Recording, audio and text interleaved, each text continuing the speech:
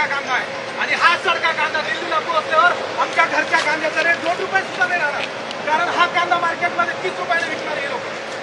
आणि दर 5 वर्षापासून हे चाललेलं आहे, 5 वर्षापासून. मी ओढून ओढून शेतकऱ्यांना सांगतोय, अरे तुमचे अकाउंट नका देऊ या हरामखोर दलालांसाठी. आपल्या लाल कांद्याचं हे भविष्य धोक्यात घालतील रे. पण ओढून ओढून सांगू कोणी ऐकत नाही. नाही, हा कांदा दिल्लीला गेला नाही पाहिजे, आमची मागणी ही आहे. हा कांदा इथंच काय हा एक्सपोज झाला पाहिजे. नाही आयोग कलेक्टर साहेबांपेक्षा मोठा कोणी आहे का? त्यांच्याकडे मागणी मागितली, CWC ला मेल केलेले आहेत, नाफेडच्या ऑफिस मध्ये जाऊन आमचे पाय शिजलेले आहेत. 5 वर्ष करतोय ही ट्रेन तिकडे गेली तर आमचे कांद्याचे बाजारभाव पडणार. ही काळ्या दगडावरची रेग आहे. आणि मग त्या कांद्याचे बाजारभाव पाडण्यासाठी ही ट्रेन आहे का? परत ट्रेन मध्ये कांदा असतात गोष्ट वेगळी, सडलेला कांदा आहे हा. एवढा कांदा आहे. काय चाललंय हे सगळं मुलासाठी झालं नाही. ही ट्रेन नाही जायची, ही ट्रेन नाही जाणार. ही जाईल तर माझ्या शरीरावरून जाईल, माझ्या शरीरावर नाही जाणार. ही ट्रेन जाणार नाही, ही ट्रेन नाही जाणार. ही ट्रेन गेल्यावर आमच्या कांद्याचे रेट पडणार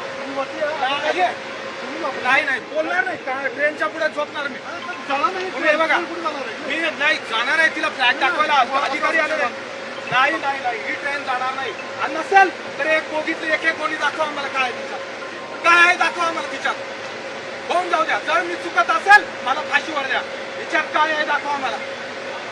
काय खेळ लावला आमच्या सोबत? ही ट्रेन दिल्लीला पोहोचली का आमचे कांद्याचे बाजार पडणार. आणि या सडक्या कांद्यासाठी बाजार पाडायचे. आणि दिल्लीचे असे कोणते नागरिक आहे? तुकाराम मुंडे साहेबाला म्हणा इकडे येऊन बघा, आळ्या पडलेले कांदे नागरिकांसाठी चाललेले.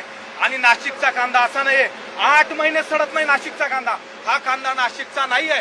हा हरामखोर दलालांनी एवढा कांदा MP तून आणला. जो रॉ कांदा आहे, जो फेकून दिलेला कांदा आहे, तो कांदा साठवून इकडे चाललाय.